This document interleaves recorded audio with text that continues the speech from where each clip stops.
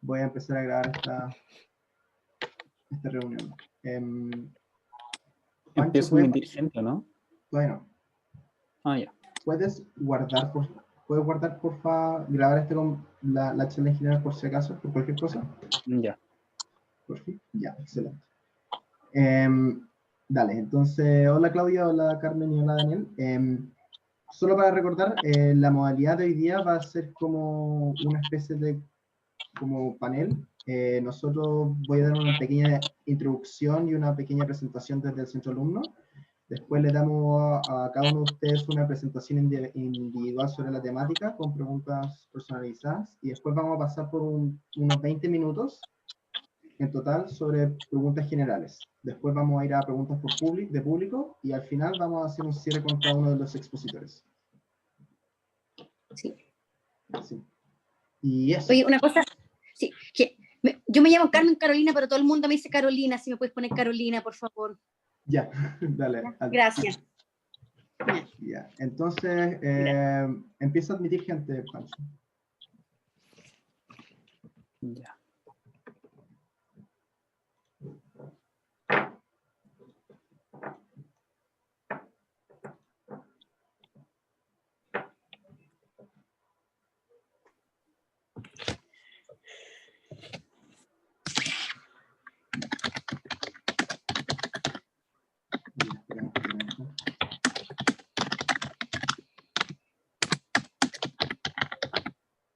Hola a todos, bienvenidos a la Semana de Responsabilidad Social.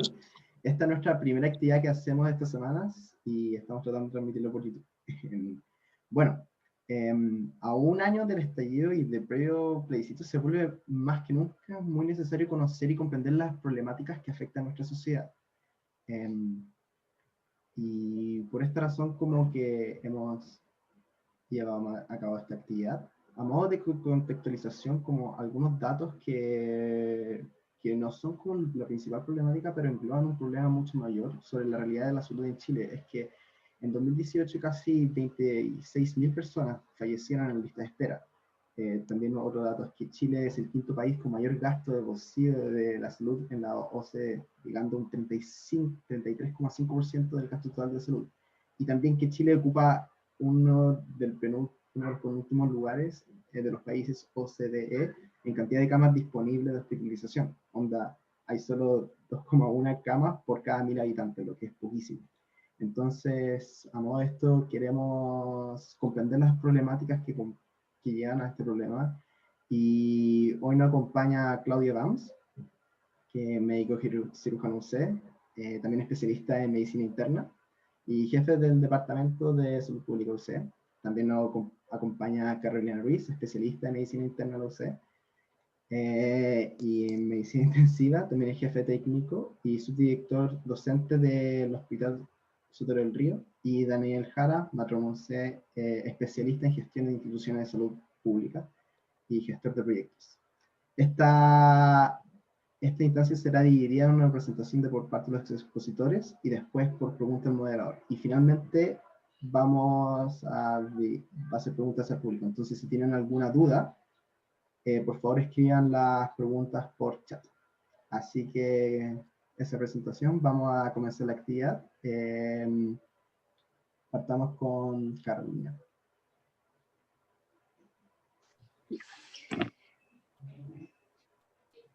Hola. Uy. Sí. Bueno, muy buenas tardes. Lo primero es agradecer al Centro Alumno de Ingeniería por participar en esta actividad y bueno, creo que es tremendamente positivo que ustedes como jóvenes, como futuros ingenieros, se preocupen de estos temas y se planteen estos temas y un poco esta mirada cómo pueden ayudar desde la ingeniería. Entonces, cuando me plantearon participar en esta mesa y hablar sobre algún tema en relación a responsabilidad social y un poco deuda social desde el punto de vista de la medicina, yo les planteé contextualizarlo en el tema del COVID, ¿no? Porque esto ha sido un gran desafío para todos los intensivistas y para todas las personas que trabajan en UCI en nuestro país y en todo el mundo. Y creo que un buen ejemplo de cómo con mucho esfuerzo y con mucha creatividad se han podido superar ciertas brechas y tener resultados en cuanto a sobrevida de UCI que no son malos, digamos. Pero más que creo que esto es un buen ejemplo de cómo muchas veces estiramos el elástico y le pedimos a la gente que haga, y hay un momento en que uno tiene que ver si realmente tenemos la capacidad de hacer y si realmente tenemos los recursos para hacer las cosas. La siguiente, por favor. Eso. Bueno, lo primero que aquí ustedes pueden ver cómo se define medicina intensiva. Esta es una definición que salió publicada recientemente en las guías de funcionamiento de las unidades de pacientes críticos, que fue autorizada por el ministro de Salud a fines de agosto de este año. Y la medicina intensiva, bueno, se define como una especialidad destinada a reanimar y mantener la vida de los pacientes que se encuentran con riesgo vital en todo el espectro de las especialidades médicas, y al mismo tiempo promover la recuperación y reinserción de los pacientes en su ambiente familiar, laboral y psicosocial. Es una enfermedad de corte transversal y eminentemente dinámica, y esto implica gran trabajo en equipo de todos los funcionarios que estamos implicados en esto: auxiliar de servicio, técnico en enfermería, enfermeros, kinesiólogos, fonoaudiólogos, terapeuta ocupacional, nutricionista, psicólogo, y además los médicos. Importante, es una especialidad que se desarrolla en la década de los 60, que ha permitido mejorar el pronóstico de muchas condiciones agudas, críticas, como el shock séptico, como el trauma. Además ha permitido el desarrollo de cirugías de alta complejidad, neurocirugía, trasplante, pero es una especialidad que es cara, ¿no? Los tratamientos son caros, muchas veces consumen un porcentaje importante del presupuesto hospitalario. Entonces, obviamente hay que hacer un buen uso de recursos y optimizar el uso de recursos, porque incluso en países desarrollados y ricos los recursos no son ilimitados. La siguiente, por favor. Aquí ustedes pueden ver algunos datos en relación a la dotación de camas críticas. Recientemente se hacía una mención de la relación de camas según la OCDE, ¿cierto? Nosotros pre-pandemia teníamos una tasa de 5 camas críticas por 100.000 habitantes. Eso era entre el sistema público y privado. Esto era a fines de febrero, principios de marzo de este año, lo que nos daba un recuento de 969.000 camas de UCI. Y esto con la pandemia se pudo aumentar de manera muy importante hasta 3.000 camas. Ahora, ojo, no necesariamente son camas de UCI, son camas con capacidad de ventilación mecánica, porque acá se ventilaron pacientes en la urgencia, en las recuperaciones anestésicas y en los pabellones, los cuales nos llegó a tener una cifra de 18 camas por 100.000 habitantes, una cifra muy, muy buena, considerando que el promedio de la OCDE es entre 13 a 15 camas por 100.000 habitantes. Eso es lo que ellos plantean que debería tener un país desarrollado como camas críticas. No tenemos claridad qué es lo que va a pasar ahora. Yo participo en la Sociedad Chilena de Medicina Intensiva, SOCHIMI, y hemos tenido varias conversaciones con las autoridades del ministerio para hacer con cuántas camas nos vamos a quedar. Porque acá no solo es la cama, no solo es el ventilador, no solo el monitor, tenemos que tener el recurso humano, que es lo más importante, tener los cargos, tener la planta física, los funcionarios tienen que tener una residencia, dónde estar, dónde ir a almorzar, dónde ir a tomarse un café. Entonces es un tema que es bastante complejo. Ahora, quiero destacar en el fondo el alto aumento de camas con capacidad de ventilación mecánica que hubo durante la pandemia, digamos, y eso ha sido un tremendo esfuerzo tanto de la medicina pública, el sector privado, el ministerio y todos los estamentos que participan en medicina intensiva. O sea, todos han hecho un tremendo esfuerzo por poder dar frente a esta pandemia, y esto se ha traducido que en general en Chile, esto que durante mucho tiempo estuvo bien en boga, el dilema de la última cama, yo podría decir con un grado de certeza bastante elevado, es prácticamente imposible decir algo 100% seguro en la vida, pero con un grado de certeza bastante elevado, que nosotros tuvimos posibilidades de ventilar a todos los pacientes que lo requirieron en nuestro país y que lo siguen requiriendo. Aquí ustedes pueden ver esta gráfica en donde se ve cómo han aumentado las camas de UCI y las camas de intermedio durante los últimos años. Si uno ve este patrón, claramente estamos bajo lo que recomienda la OCDE, y hay que ver qué es lo que va a pasar ahora post pandemia. La siguiente, por favor. Estas son las guías que yo le decía que están bastante fresquitas. Estas guías fueron trabajadas en conjunto por la Sociedad Chilena de Medicina Intensiva, que es una sociedad multiprofesional, así que aquí participaron enfermeras, participaron kinesiólogos, participaron químicos farmacéuticos, participamos médicos, y aprobadas recientemente por el Ministerio. Ahora, un detalle, esto es una guía y no una norma técnica. Y ahí, ¿cuál es un poquito la trampita? Y tal vez a ustedes del mundo de la ingeniería, después, si alguno trabaja en un ministerio, trabaja en organismos públicos, les va a tocar participar en esto. Una guía es un ideal, es una recomendación, pero esto no tiene un presupuesto asociado. La norma técnica tiene que tener un presupuesto asociado. Entonces, esta guía, que es una guía que nos tiene muy contentos, que define estándares bastante buenos, la verdad es que si no tiene un presupuesto asociado va a ser un poco letra muerta. Y en salud nos pasa hartas veces a quienes trabajamos en los hospitales públicos, que nos llega algo del ministerio y estamos felices, pero después el Ministerio de Salud nos dice, no, es que el presupuesto lo ve Hacienda, y Hacienda obviamente tiene en mente otras cosas, y ahí entramos un poco en un diálogo de sordos y en situaciones que a veces son difíciles de solucionar. La siguiente, por favor. Esto es desde el informe número 56 que ha hecho el MinSal en relación a los casos de COVID-19 en Chile. Bueno, ahí ustedes pueden ver, ¿cierto?, que los picos tuvimos principalmente el mes de junio, ¿cierto? Y como después, por suerte, se han ido aplanando los casos, no sabemos qué es lo que va a pasar ahora que se está abriendo el comercio, se está normalizando un poco la vida. La siguiente, por favor.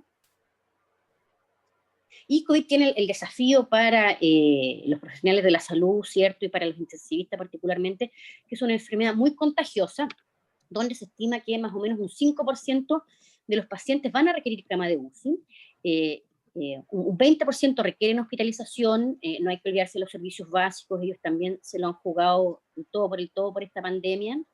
En general todos los hospitales han aumentado sus camas básicas, han aumentado sus camas de intermedio, pero un 5% de los pacientes va a UCI. Entonces, en un periodo en que teníamos 7.000 casos diarios, y uno decía, oye, yo estimo que más o menos 10 días después de esos 7.000 casos diarios vamos a tener 350 que van a requerir camas de UCI, era un panorama bastante complejo, ¿sí? Y bastante complejo porque además esta es una enfermedad en la cual los pacientes tienen estadías prolongadas en ventilación mecánica y estadías prolongadas en la UCI. Entonces, la UCI se llena y como que la UCI queda como congelada, por así decirlo. Son pacientes que son de mucho más lentos de evolucionar que pacientes con otras patologías, con neumonias de otros orígenes. La siguiente, por favor. Y aquí, ya para ir terminando, estos son los datos que ha recolectado la Sociedad Chilena de Medicina Intensiva, esto mediante encuestas a los jefes de UCI, de prácticamente las UCI públicas y privadas universitarias de todo Chile, donde se ha ido dando cuenta de cómo ha sido la evolución de cama. En el momento pic de la pandemia, como les digo, llegamos a tener 3.000 camas con capacidad de ventilación mecánica, eso incluía unidades de recuperación anestésica, urgencias, pacientes que se ventilaron en máquinas de anestesia. Eso ha disminuido en el último tiempo, porque por ejemplo en la región metropolitana la situación ya está más controlada, entonces las recuperaciones volvieron a ser recuperaciones y los pabellones volvieron a ser pabellones, lo cual es muy bueno porque nosotros teníamos pacientes ventilados en todas partes, pero estaba en el fondo bloqueada y suspendida la cirugía electiva, y eso obviamente no es bueno, sobre todo en el sistema público, donde los pacientes muchas veces esperan meses para poder tener una cirugía electiva. Bueno, aquí ustedes pueden ver estos datos, nosotros lo tenemos todos los días. La ocupación de camas críticas en la pandemia se ha mantenido aproximadamente en un 80%. Ahora, eso ha ido cambiando por región. Nosotros en Santiago, en el momento PIC, llegamos a estar cerca de un 85%, considerando toda esta expansión. Y en lugares donde yo trabajo, en Sotero del Río, la ocupación estuvo sobre el 95%. Ahora, vemos que hay bastantes ventiladores mecánicos disponibles, y esto tiene que ver también con la adquisición de ventiladores mecánicos, tanto del Ministerio de Salud, de hospitales y clínicas también, que compraron bastantes ventiladores. La siguiente. Y ya para ir terminando, sin duda, yo creo que esta es la diapositiva más importante. Esta es una foto de la unidad donde yo trabajo, esto era antes del COVID. Sin duda acá el tema del recurso humano y del equipo humano es lo más importante, y yo creo que eso no se puede dejar de reconocer, sobre todo el rol de nuestros técnicos de nuestra enfermería, auxiliares, enfermeros, kinesiólogos, que sin duda se han llevado parte importante de lo que ha implicado esto, con un trabajo incansable, muchas veces teniendo que suspender vacaciones, con múltiples turnos a la semana. Así que aprovecho de reconocer y agradecer la labor que ellos han tenido. La siguiente, por favor. Y eso sería, entiendo que las preguntas las vamos a hacer al término de la mesa. Sí. Muchas gracias, Carolina.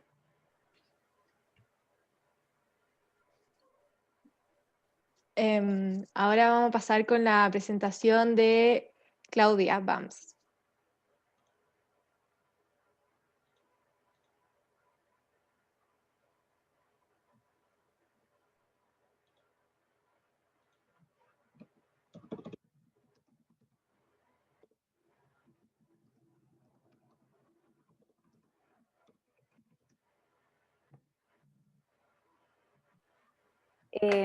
Ahí sí.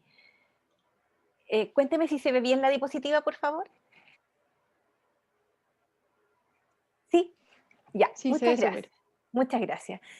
Bueno, muchas gracias por la invitación a participar en este conversatorio, en esta importante semana de la responsabilidad social, y muchos saludos y alabar el trabajo del Centro de Alumnos de Ingeniería que salen de sus fronteras habituales, ¿cierto? Y quieren expandirse y tener una opinión desde otras disciplinas. Así que muchas gracias por esta invitación. Saludos también para todos de parte de mi Departamento de Salud Pública en la universidad. Quisiera comentar en estos breves minutos con ustedes sobre 3 conceptos fundamentales. Uno es la magnitud y la urgencia del desafío de salud que enfrenta Chile hoy y que está en gran medida mediado por un telón de fondo que son las enfermedades crónicas, que es el tema que me pidieron poder desarrollar y comentar un poquito con ustedes.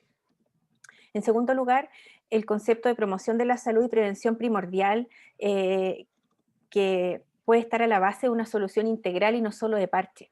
Prevención primordial significa todo lo que se pueda hacer y las estrategias que se puedan conducir en tanto las personas como las sociedades para evitar la aparición de la enfermedad en un primer lugar, o sea, antes de que las personas se enfermen.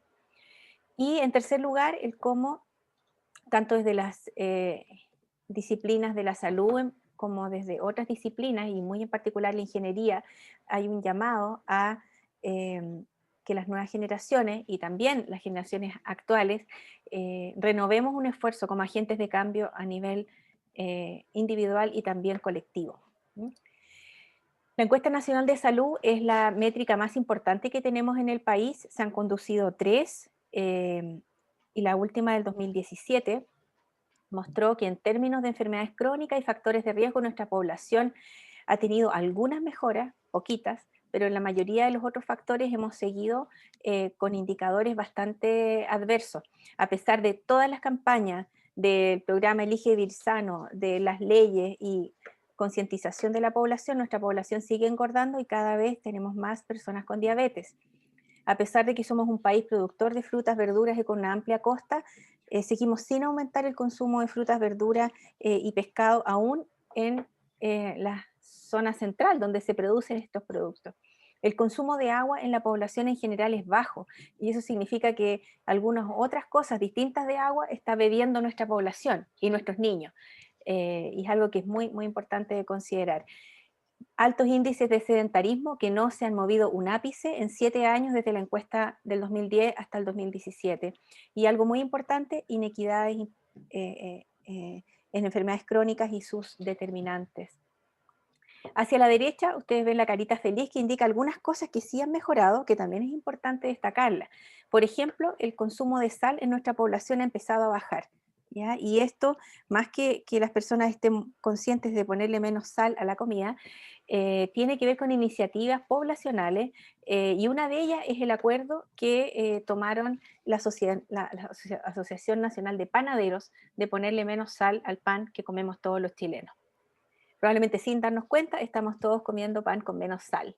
Y hasta donde sabemos, nadie está reclamando y encontrando que la marraqueta está muy, muy desabrida, sino que seguimos comiendo pan igual como antes y así son las medidas de salud pública. Muchas veces imperceptibles, poco perceptibles, pero van afectando a toda la población. Tabaco bajó significativamente y ese sí fue un éxito muy importante de políticas públicas.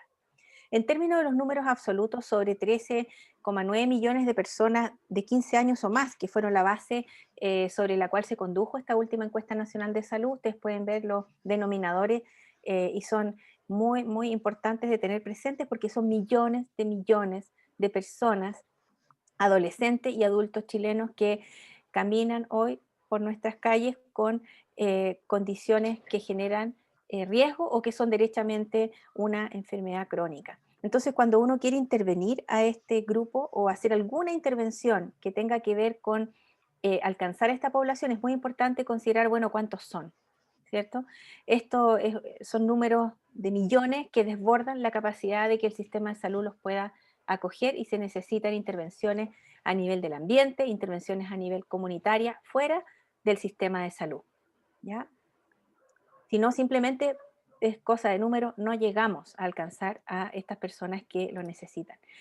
La alta prevalencia de obesidad la conocemos y en adultos ustedes pueden ver cómo en este gráfico que compara los países de la Organización para la Cooperación y el Desarrollo Económico OCDE, Chile está segundo después de Estados Unidos y ya sobre México en obesidad de adultos y en obesidad en niños, sobrepeso y obesidad en niños, ya alcanzamos el primer lugar por sobre países que eran muy emblemáticos en cuanto a la obesidad infantil y de la población.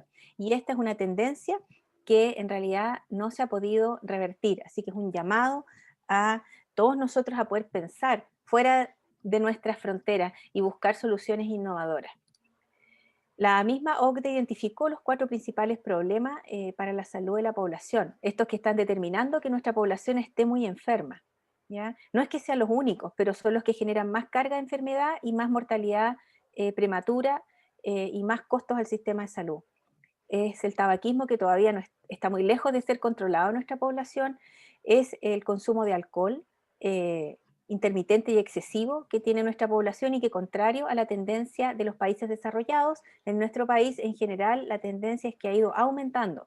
Todos los países desarrollados, no es que no se consuma alcohol, pero la tendencia del consumo de alcohol va a la baja y en nuestro país a la alta. Cáncer y obesidad y sobrepeso, que ya lo habíamos mencionado. Estos 4 factores de riesgo son importantes porque son las que generan la mayor carga de enfermedad en toda la región de las Américas. Entonces estamos hablando de tabaco, alimentación poco saludable, inactividad física, consumo nocivo de alcohol, y ahí ustedes tienen un combo de conductas o estilos de vida que enferman y que además tienen la particularidad de que muchas veces van juntos y multiplican los riesgos. En tabaquismo, como ya les anunciaba, tuvimos importantes mejoras, desde la encuesta nacional del 2010 en amarillo a la del 2017 en azul, en celeste, vemos que hubo una baja importante y una especial reducción en el grupo joven. Entonces hay que mirar esto porque es casi el único factor de riesgo en el cual nos ha ido bien. ¿Qué pasó? Lo que le llamamos el efecto terremoto. No es que no habían políticas públicas sobre el consumo de tabaco antes del terremoto, pero sí que con el efecto tan devastador del terremoto de 2010 hubo ciertas cosas que se apuraron y leyes que se aprobaron porque se necesitaba recaudar recursos para poder reconstruir el país. Y entonces, ¿qué pasó con tabaco? Hubo una alza muy importante de impuestos que pensamos que es uno de los factores que determinó la baja tan significativa que se observó en la encuesta del 2017. ¿Por qué no se vio lo mismo con alcohol? Si también subieron los impuestos de alcohol como una medida post-terremoto. Bueno, el impuesto de alcohol se aplicó de manera bastante menor, bastante más pequeño el impuesto, bastante más gradual, y en su gran mayoría fue absorbido por la industria sin llegar a aumentar el precio bolsillo al consumidor. Esto quiere decir una cosa, mirados del lado positivo. Las políticas públicas, cuando están bien diseñadas, sí funcionan. Tabaco es una muestra de eso, podría ser lo alcohol, podría ser nutrición, podría ser actividad física en el futuro. Pero si hacemos políticas públicas que son de intensidad mediana, poco implementadas, absorbidas por otros sectores, claramente los resultados son igual de mediocres.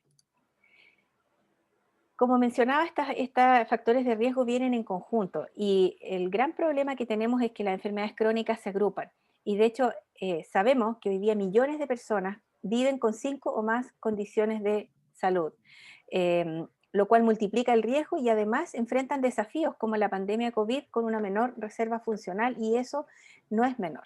O sea, que un país enfrente una enfermedad infecciosa de esta magnitud con esta carga de enfermedad es, como se ve ahí, ¿cierto?, una bomba de tiempo. Y hay que preguntarse, en el fondo, quién es responsable, cómo podemos mejorar esto para que nuestro país, nuestra población tenga un mejor nivel de salud en el futuro.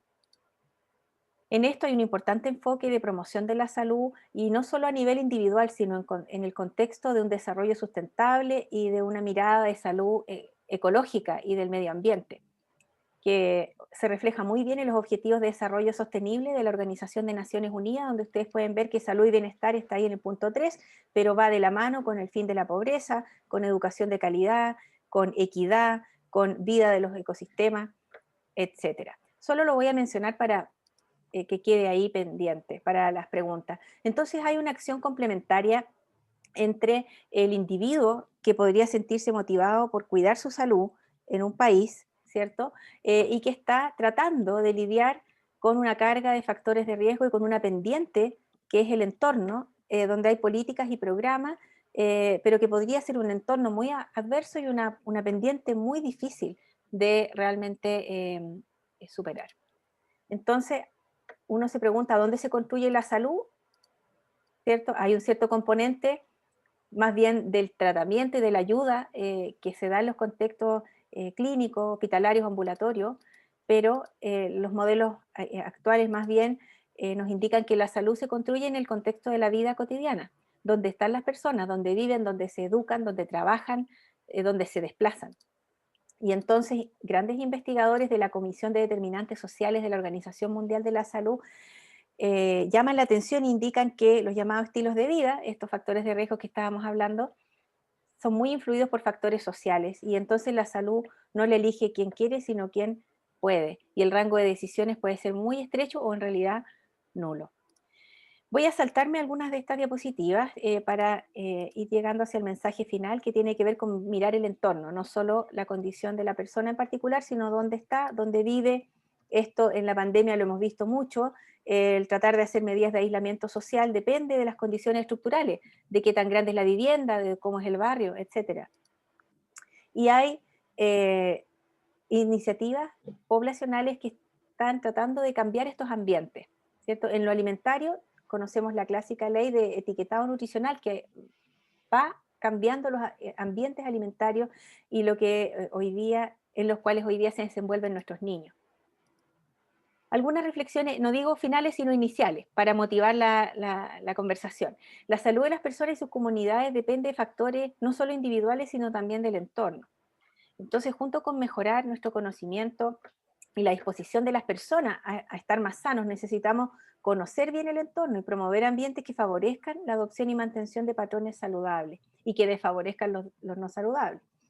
Estos entornos hay que mirarlos mucho más allá del sistema de salud, y mirar el barrio, mirar la vivienda, mirar los medios de transporte, las condiciones y los horarios de trabajo y la seguridad del empleo, el presupuesto familiar, las redes, las relaciones significativas. O sea, es un modelo que es complejo, pero así es la vida misma. Y es muy importante considerar estos factores, y si no, uno se queda muy corto en esta apreciación. Finalmente, estas consideraciones me parece que son esenciales para enfrentar de mejor manera la pandemia que todavía está presente, y para aprovechar la oportunidad que se ha abierto justamente a raíz de COVID para hacer cambios profundos, para hacer las cosas de una manera diferente y aprovechar esta oportunidad, esta crisis, para que nuestra población pueda acceder a un mejor nivel de salud en el futuro. Muchas gracias. Muchas gracias, Claudia, por tu presentación. Súper interesante. Y ahora vamos a pasar a la presentación de Daniel Jara, que nos va a hablar un poco más sobre la gestión en el sector público.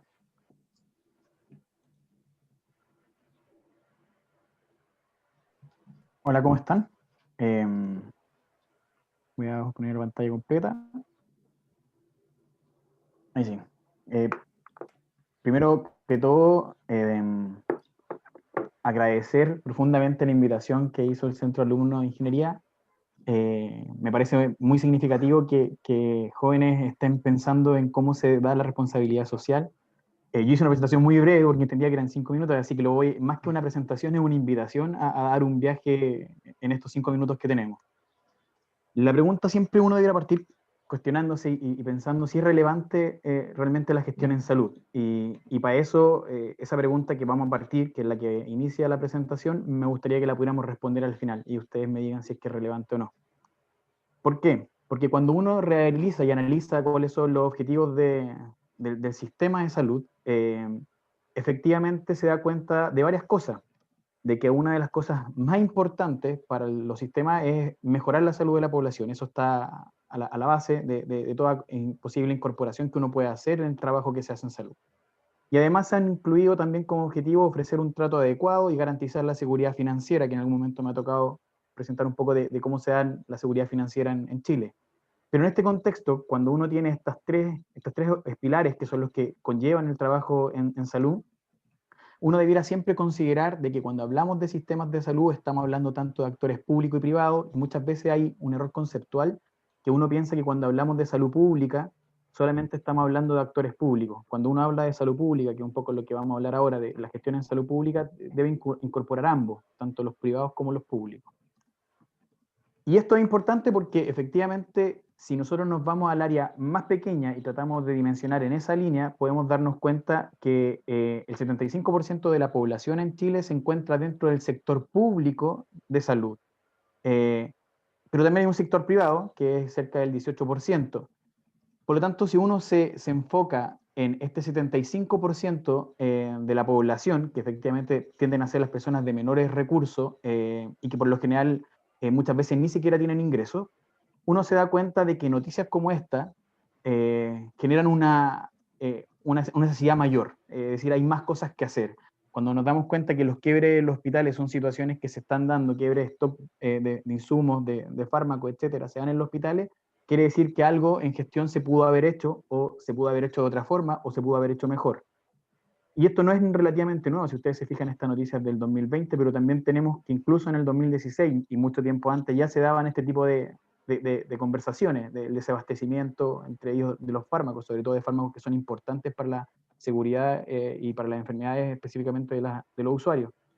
Entonces, cuando empezamos a darnos cuenta de que hay algunos temas que tienen que ver necesariamente con la gestión, se hace mucho más importante poder lograr estos objetivos.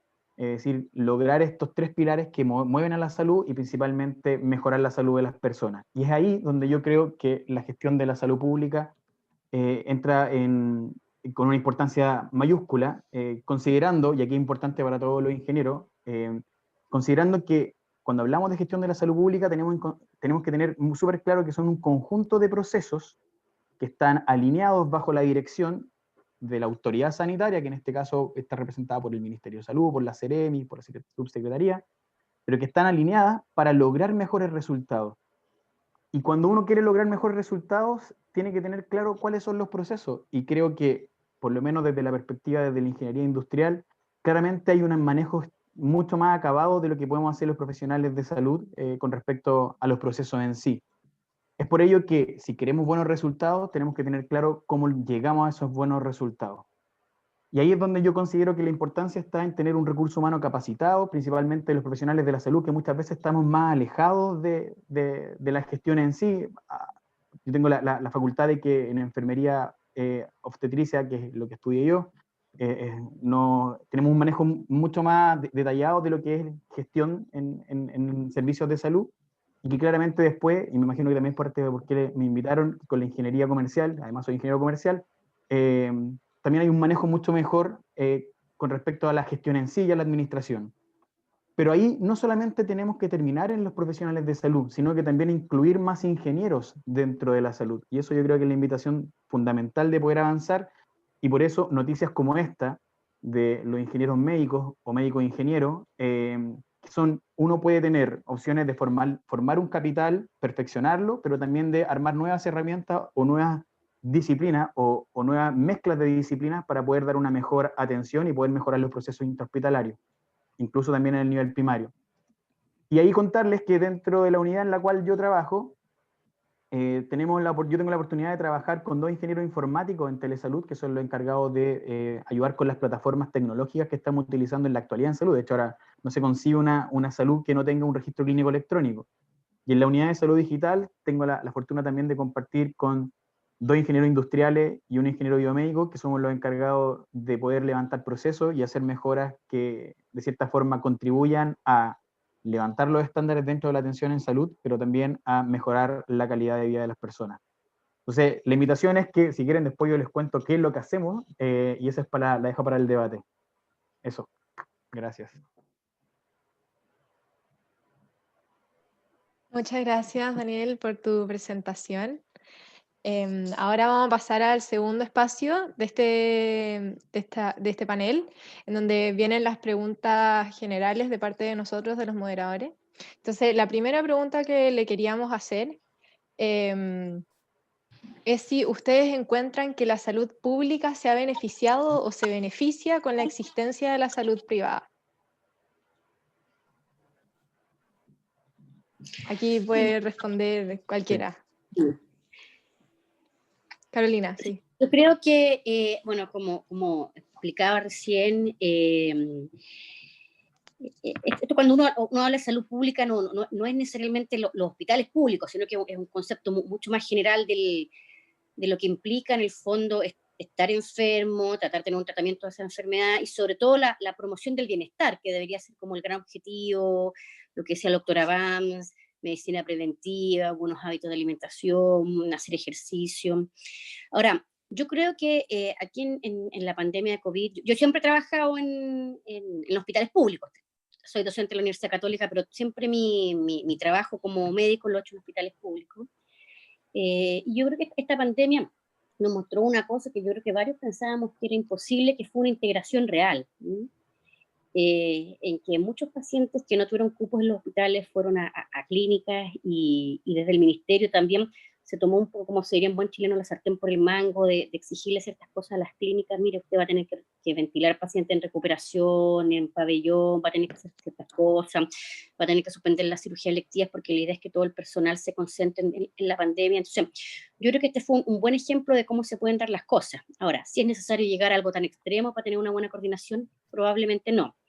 Lo que sí yo creo que a nosotros, quienes trabajamos en los hospitales públicos, siempre nos complica un poco es cuando tú dices, bueno, ¿por qué una prestación no se mejora en un hospital en vez de hacerla en una clínica? Y ahí hay múltiples ejemplos. No sé, por ejemplo, nosotros hace poco en nuestro hospital, sobre todo el grupo de cirugía hepatobiliar, los hepatólogos, han hecho todo un desarrollo para poder hacer trasplante hepático en el sótero, que era algo que en general se hacía en las clínicas. Yo no digo que esté mal que se hagan en las clínicas, ni mucho menos. Pero un poco es eso, cuando tú dices, pero bueno, ¿por qué los recursos del Estado se van para allá y no se quedan en los hospitales? El tema de la gestión de los hospitales es una de las cosas más difíciles y yo me acuerdo alguna vez que el profe de ustedes a lo mejor les hizo clase, conversamos con el profesor Cataldo de Ingeniería Industrial y él nos mostraba una serie de modelamientos y cosas y cómo es difícil modelar en salud porque es una cosa que es muy multifactorial, no es lo mismo una persona que se enferme y de Las Condes, como mostraba la doctora Bamsa, una persona que vive en Puente Alto, o sea, hay un montón de factores que influyen y claramente hay que mejorar la gestión de los hospitales, pero de repente cuando tú gestionas teniendo a cargo, como en el caso de nosotros, 10% de la población de Chile en el Sotero del Río, con un hospital que se hizo en 1920 para ser sanatorio tuberculoso, que 90 años después tiene que ser un punto de alta complejidad, es difícil hacer gestión en esos casos. Obviamente que todos los procesos siempre se pueden mejorar y se pueden profesionalizar, pero es un poco, o sea, yo creo que más que un beneficio de la salud privada, en el fondo es algo que existe, es algo que tiene un rol, es algo que ahora en COVID mostró que fue en el fondo un gran aliado de los hospitales públicos y bueno, y ojalá que se mantenga en esa línea y ojalá que siempre, eso sí, el desarrollo del ministerio apunte a los hospitales que en el fondo son sus centros de salud propio y a los centros de atención primaria también. Eso. Muchas gracias, Carolina. No sé si alguno más quiere añadir algo. Me gustaría comentar que efectivamente yo creo que la dualidad del sistema, de cierta forma, no sé si alguno se beneficia del otro particularmente, sino más bien son sistemas que tienen que convivir. Cuando uno piensa que pudiera sacar todo lo que es privado de la salud, probablemente caería en que los centros de salud no tendrían quizás la capacidad de poder albergar toda la demanda que se generaría. Si ya nos cuesta un poco lidiar en lo público con la demanda actual, generar más demanda podría ser un poco más complejo. Entonces, siento que muchas veces lo que ha potenciado es que las clínicas o la salud privada, al tener más recursos, ha permitido que las personas que dentro de FONASA, que tienen capacidad de poder elegir o que pueden por lo menos optar a una atención privada, avancen más rápido en muchos de sus tratamientos. Y el problema que después se nos genera es que de cierta forma igual van a volver al sistema, si es que no tienen la capacidad de pago, van a volver al sistema y eso va a repercutir también en que se va a abultar mucho más la lista de espera. Entonces, yo creo que para mí no demonizo lo público ni lo privado, sino más bien son un complemento, y dentro de ese complemento lo que uno tiene que tratar de buscar es la regulación para que, como mencionaba recién Carolina, se den los espacios donde efectivamente haya una convivencia entre lo público y lo privado que sea nutritiva para ambos. Eso siento.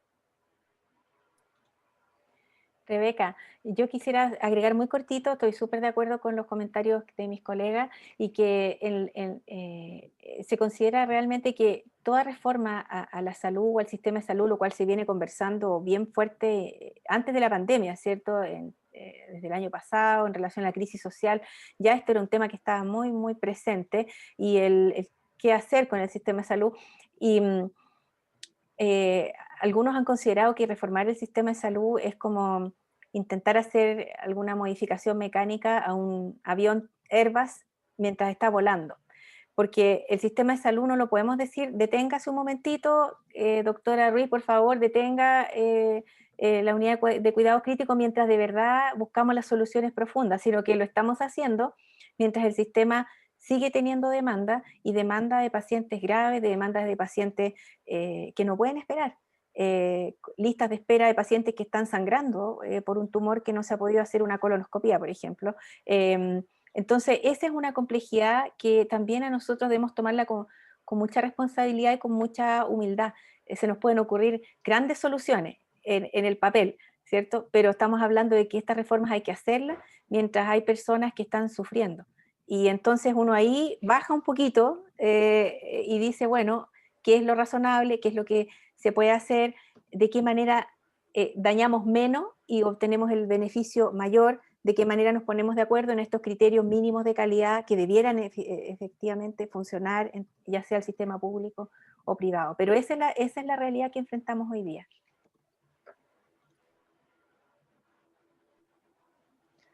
Muchas gracias por la respuesta de todos, súper interesante todo lo que dijeron.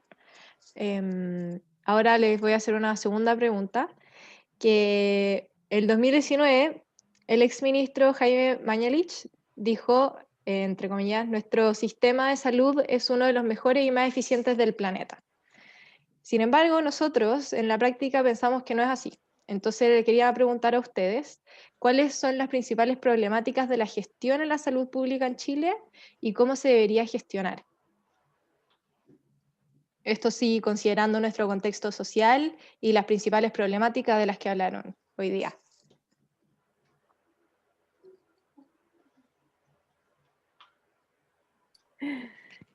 Ya, yo voy a partir esta vez, sin agotar el tema, porque es una pregunta que podría dar para que estemos una hora conversando solo de eso. Yo quisiera defender en primer lugar que sí, el sistema de salud chileno, con toda la red a nivel nacional, especialmente de atención primaria, es una red que es una excelente red de salud que tiene muchas potencialidades, obviamente muchas mejoras que se le tienen que hacer, pero en realidad otros países no tienen esta capacidad instalada que tenemos nosotros, y eso es un motivo de poder pensar cómo se puede utilizar mejor en pro de la salud de las personas. En segundo lugar, creo que la pandemia encontró a nuestro país, así como a muchos otros países más ricos y más desarrollados que nosotros, en una situación, nos pilló a todos insuficientemente preparados, y en eso también hay que hacer un análisis de las cosas que se pudieron hacer mejor. Y justamente el empoderamiento de la atención primaria en la estrategia de testeo, trazabilidad y aislamiento es una de las cosas que ya es reconocida ampliamente por distintos expertos, que llegó tardíamente, y que si esto se hubiera activado, la capacidad instalada que hoy día ya tenemos y la experiencia de los equipos de atención primaria en trazar otras patologías infecciosas como la tuberculosis, la sífilis y otras de las cuales hay muchísima experiencia en nuestro país. Si eso se hubiera activado y empoderado y transferido los recursos y coordinado adecuadamente entre la Seremi y los sistemas de salud 3 meses antes de lo que se hizo, probablemente se podrían haber evitado miles de muertes. Así que eso es lo que yo quisiera en el fondo aportar, pero dejar un mensaje también positivo y de esperanza que nuestro país tiene un buen sistema de salud y puede tener mucha potencialidad en lo que viene. Quizá estoy completamente de acuerdo con Claudia. De hecho, quizá a lo mejor la grandilocuencia puede haberle jugado una mala pasada a Mañalich en esa intervención, pero de cierta forma, si uno lo analiza a nivel latinoamericano, por lo menos nuestro país se destaca con respecto a su sistema de salud comparado con cercanos, vecinos tuyos, Perú, Bolivia. Nos falta mucho, sí, pero tampoco significa que estemos tan mal. Yo creo que hay que separar un poco las aguas de lo que tiene que ver con un tinte más bien sociopolítico, con un tinte que tiene que ver más sociosanitario. Y bajo esa lógica, a mí me da la impresión de que efectivamente tenemos uno de los mejores sistemas de salud, por lo menos de la región, por lo menos, para no pegarme un mañaliñacho, pero por lo menos de la región. Y con respecto a cómo se mejora, yo creo que hay varias cosas para mejorar. La gestión es una, y yo creo que se ha hecho cada vez más. Antiguamente, por lo general, no había concurso público para la alta dirección, y ahora cada vez está más instaurado dentro de la lógica nacional de hacer concursos públicos para elegir a los mejores candidatos en gestión. Pero eso también requiere de inyección de recursos, y lamentablemente yo creo que ahí es donde hemos fallado, porque como mencionaban ustedes al inicio, el gran gasto que hace salud es gasto más bien privado, que tiene que ver con gasto de bolsillo. Es muy poco el aporte público, es decir, no es más del 5% el aporte que hace efectivamente en lo público el Estado, y el resto es solamente gasto de los usuarios, que es para comprar fármacos, realizarse exámenes, etc. Entonces, yo creo que sumado a lo que ya se está haciendo en la parte de gestión, de tener profesionales mucho más capacitados en área de toma de decisiones, también tiene que venir con una inyección de recursos extra para poder mejorar el sistema en sí. Yo quiero agregar que, bueno, siempre en esto tener los datos es clave. Yo creo que si tal vez cuando el exministro Mañalich o quien sea haga un comentario así, eso tiene que tener datos, porque tú escuchas eso y obviamente todo el mundo dice, oye, pero ¿cómo puede decir esto? O sea, todos hemos visto los problemas en los hospitales, o de repente cuando uno ha sido usuario de la salud privada o de las mutualidades para las enfermedades del trabajo, hemos visto problemas. Entonces, cuando alguien tira algo así, como que tú dices, no, esto no es así. Entonces, siempre tenerlo con datos, ¿no? Yo ahora, cuando revisaba esto para la presentación, decía, oye, en verdad, Chile, en, no sé, un mes, crecimos la cama con capacidad de ventilar de 1.000 a 3.000. Esa es una cosa tremenda, que yo creo que pocos países lo han hecho, y ha sido en parte por la directriz del ministerio, pero además por cada uno de los profesionales de la salud que se ha sacado la mugre, lo contextualizo en COVID, porque ha sido un problema bien importante del último tiempo, pero eso sin duda se repite en la atención primaria, en la atención de los pacientes oncológicos, en la atención de las pacientes obstétricas, no sé, pues Daniel, que es matrón de base, o sea, en Chile la atención obstétrica de la mujer embarazada es una cosa que es de lujo y de hace muchos años, no es que sea de los últimos años, de décadas. Entonces, ahora, no hay que dormirse en los laureles, siempre podemos mejorar. Yo creo que muchas veces la gestión, yo no soy experta en gestión ni mucho menos, pero lo que aprendí en la jefatura, que de repente son temas domésticos, nosotros de repente nos cuesta liberar una cama de UCI porque no hay quien haga el aseo, ¿sí? Porque habemos a veces 12 médicos en turno y hay 3 personas que hagan el aseo. O sea, de repente esos pequeños detalles, y la verdad es que van enlenteciendo el sistema y van complicando el sistema.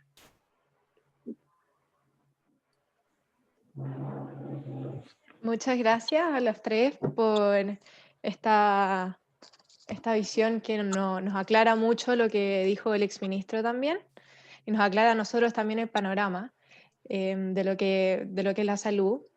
Y ahora queremos abrir un espacio a preguntas del público. Ya veo que tenemos una mano levantada, así que también quería invitarlos a que cuando hagan las preguntas, ojalá si es que pueden prender su cámara para que sea una interacción más amigable.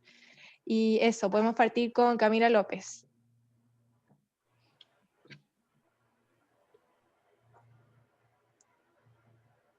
Hola, prendí mi cámara, estoy almorzando, por eso no la tenía prendida. primero, gracias como por toda la información que dieron, y gracias al CAI también, encuentro que es súper bacán que estén haciendo esta instancia. Y tengo unas preguntas. En verdad, yo por mi parte creo que la salud pública actualmente vive una crisis. Esto es algo que tiene que ver con mi opinión personal, no es que crea que es un término como acuñado actualmente, pero mi pregunta es básicamente cómo creen ustedes o por qué creen ustedes que se dan ciertas cosas en la salud pública. Como, por ejemplo, ¿por qué la atención de salud gratuita es tan mala? Me refiero a tan mala con qué. ¿Por qué las salas de espera de 4 horas, por ejemplo, en los consultorios, en los hospitales, son salas de espera de 4 horas donde la gente llora esperando que las atiendan en salas de urgencia? ¿Por qué los malos tratos, tanto de personales que atienden en la salud pública, como también secretarias y personales que reciben muchas veces los carnets y esas cosas? ¿Y por qué pasan cosas como, por ejemplo, la pastilla anticonceptiva que se pasó hace muy poquito tiempo, Anulet, y que no se dio más explicaciones, que la salud pública no dijo más, como la Anulet era la pastilla que se le entregaba a las personas, por ejemplo, acá en Puente Alto, a la mayoría de las personas que se cuidaban en el consultorio, le entregaban este anticonceptivo, Anulet, y no hay ninguna respuesta. O sea, solo se nos dijo que, claro, que ya no se podía usar porque probablemente no estaba provocando desórdenes hormonales, pero nada más allá de eso, como la respuesta que se da es que por COVID no nos pueden atender. Pero yo me pregunto específicamente, ¿por qué pasa esto? Como, ¿cuál es la solución o cuál es la base del problema de una salud pública, de un servicios públicos tan malos? Eso. ¿Quién parte? A mí me gustaría partir. Ya. Bueno, yo también trabajo en un centro de salud a nivel primario. De hecho, soy enfermero matrón, soy ecografista. Trabajo en un centro de salud de la Católica, que es San Alberto Hurtado, que está en Puente Alto, de hecho. Yo no considero que sea mala. Como efectivamente yo creo que hay muchas cosas por mejorar, pero siento que no es mala y lamentablemente, no sé si es la mejor respuesta para lo que tú dices del tiempo de espera, pero si la atención es gratuita, por lo general su filtro es el tiempo de espera. Para las atenciones pagadas, el filtro es el valor de la consulta. Entonces son como la forma en que los sistemas en sí regulan la demanda. Y eso tiene que ver con que también hemos sido un poco ineficaces en poder educar bien a la población con respecto a cuáles son los motivos directos para ir a un servicio de urgencia y cuáles no. Y muchas veces nos topamos con una cantidad de pacientes que no tendría que estar en un servicio de urgencia, atochándolo, siendo que a lo mejor debieran haber ido a pedir una hora a su centro de salud familiar temprano para ser atendidos durante el día o dentro de la semana o dentro del mes. Entonces yo creo que eso a mí como que siento que el tiempo de espera es una forma de regular en sí la demanda. Con respecto a lo que decías de los Anulet, efectivamente hubo unas partidas que venían con problemas y fueron las que se retiraron y fue lo que se comentó a las personas que la usaban. A mí me tocó avisar que habían unos lotes que habían venido con defecto y que eso lo había detectado el Instituto de Salud Pública y tuvimos que avisar a los usuarios de que no los continuaran y que cambiaran por otro o que se fijaran si el lote que estaba era el que venía con problemas. Entonces, y las atenciones en todas partes en la actualidad están tratando de ser la menor cantidad posible lo presencial y una mayor cantidad a distancia, y ahí va a depender de cómo se reestructuran las atenciones dentro del mismo CESFAM para poder darte esa atención a distancia, pero la mayoría está haciendo a través de controles telefónicos, en algunos casos, o videollamadas. Y dijiste otra más que se me pasó, pero después si nos acordamos lo comentamos. Pero esa es mi visión, por lo menos, Camila, de lo que decías tú.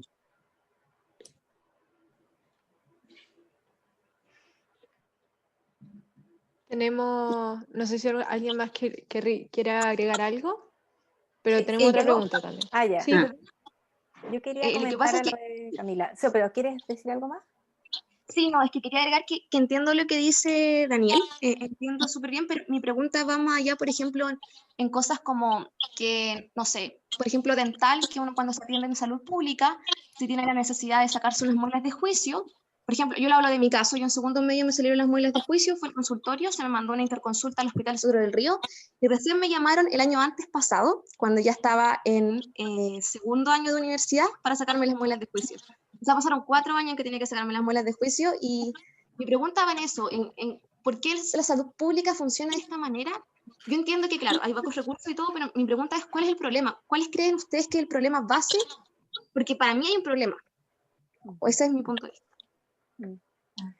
Sí, yo ahí quería agregar, Camila, agradecer tu pregunta y también lo que nos cuentas como experiencia. En el fondo, creo que claramente estamos en un escenario, como yo mostraba en la presentación, en que tenemos una población muy muy cargada de enfermedades y factores de riesgo. Son millones de millones los que tienen hoy día la necesidad de que algún médico o algún profesional de la salud les preste alguna atención, porque tenemos una población que se ha ido enfermando y que cada vez requiere atenciones más complejas.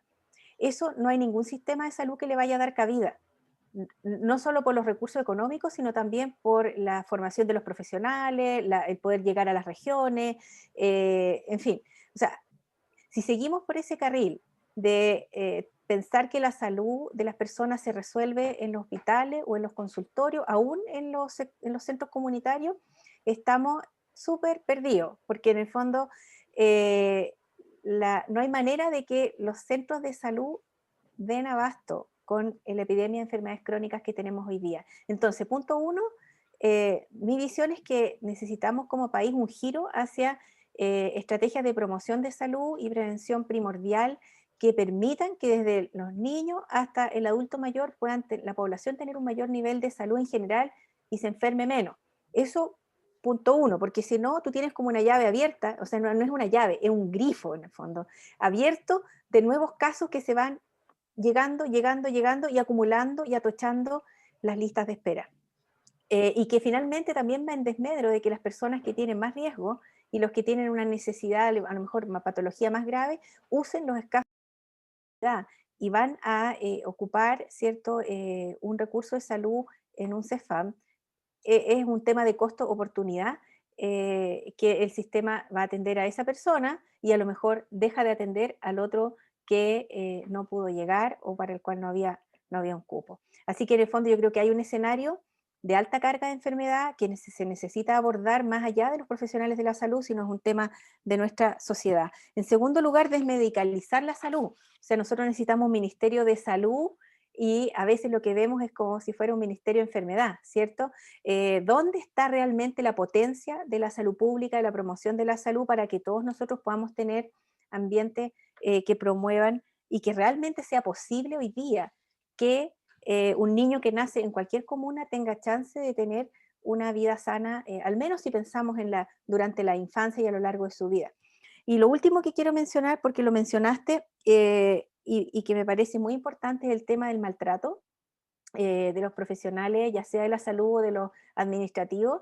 A mí me parece que eso es muy, muy importante y que nosotros tenemos que reflexionar en relación a eso, trabajarlo en nuestras escuelas, no solo de medicina, a nivel de toda la universidad. Una sociedad que valida o normaliza el maltrato en cualquiera de sus formas, o sea, es algo que realmente va a producir trauma, va a agregar más problemas a los que ya las personas tienen, así que mi postura es bien tajante en ese sentido. Creo que en eso necesitamos tolerancia cero a cualquier instancia que genere una atención menos que amable, menos que cordial, sobre todo en un escenario en que estamos tratando con personas y con familias que están enfermas, muchas veces en contextos de bajos recursos, pero en realidad no quisiera focalizar en eso, sino a todo nivel. Creo que la cultura del respeto y del buen trato es lo que nosotros debiéramos apostar como una norma. Muchas gracias. Por temas de tiempo vamos a pasar a la siguiente pregunta y es la última que vamos a aceptar porque a las 2 tenemos que entrar de vuelta a clase. Así que, Sebastián Barriga, ¿tú tienes la mano levantada? Muy rápido. Dos cosas, en verdad. Uno, si es que existen datos accesibles, como fácilmente accesibles para nosotros o para investigadores, respecto a atenciones del sistema de salud, como para poder eventualmente hacer mejoras, o sea, como proponer política o lo que sea, y que quizá un poco más larga, pero si es que tienen como tips, porque yo al menos voy a partir magíster y queremos enfocarlo como en algún tema de gestión de salud pública, y en ese sentido, como qué tan reacios sienten ustedes, o si es que tienen algún tip para que el sistema en el fondo como que ojalá adopte lo que uno propone en el caso de que obviamente sea una buena propuesta, como que también tengo ese miedo de que de repente uno va a hacer la investigación, va a quedar ahí, puede que sea algo súper bueno, súper interesante, y después no, como que no llegue a nada porque no se implementa. No sé si, aprovechando en un minutito, si es que se puede. Gracias. La Caro.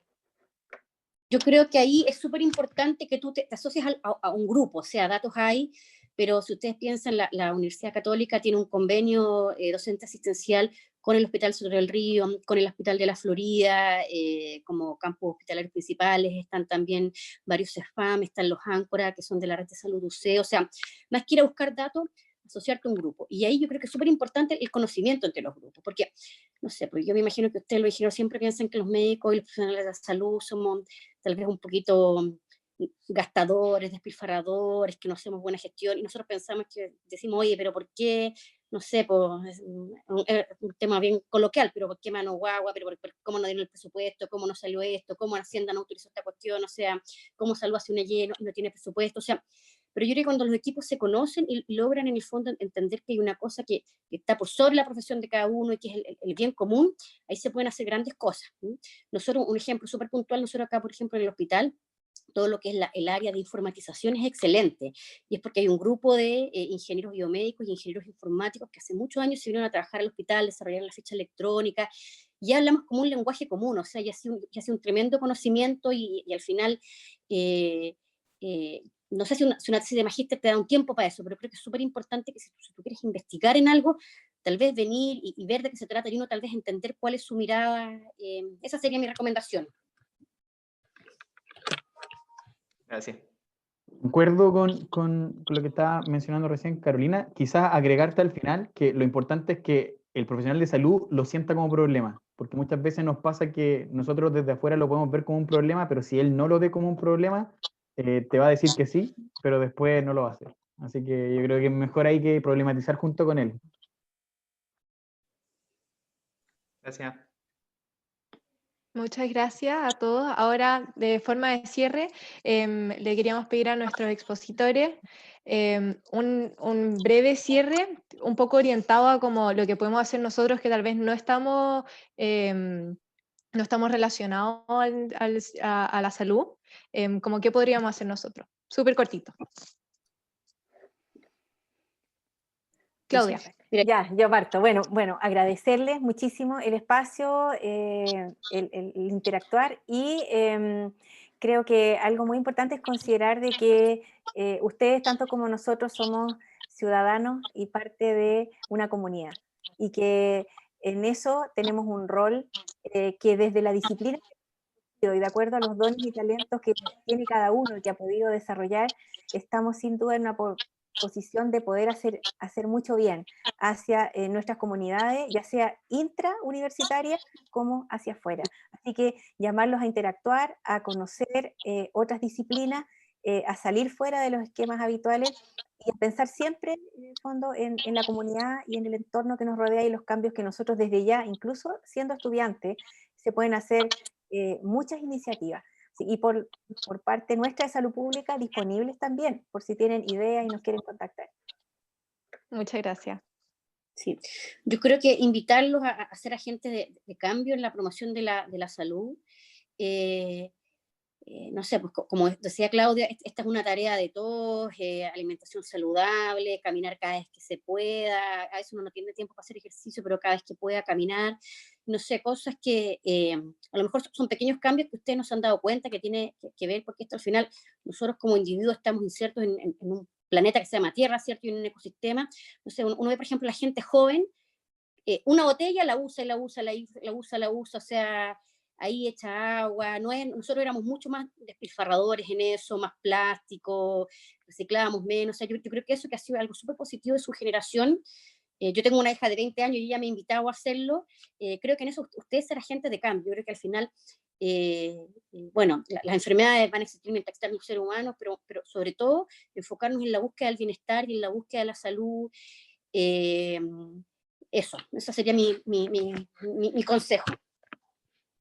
Sí, yo le agregaría como para que hay un proyecto que se está llevando en la Unidad de Salud Digital con el LIP, así que se pueden meter al Laboratorio de Innovación Pública de la Católica. Hay un proyecto que es basado en listas de espera, que se está haciendo modelado por profesionales de la salud y por profesionales ingenieros.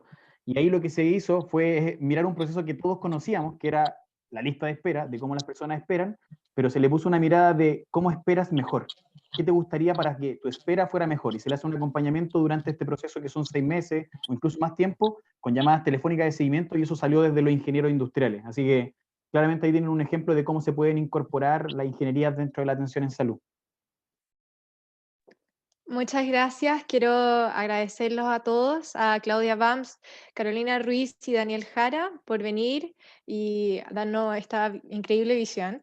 Y también quería dejar a todos los que quedan invitados al conversatorio que vamos a tener en la tarde sobre la salud mental, que va a ser a las 6:30, y el resto de la semana también vamos a estar llenos de eventos, así que para que estén viendo el Instagram del CAI, y también hoy día subimos un post con harta información sobre la salud pública y la salud mental, y más adelante se vienen mucho más sobre otras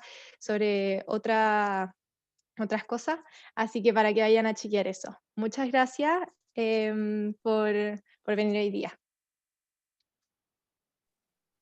Gracias. Chao. Estén bien. Chao a todos.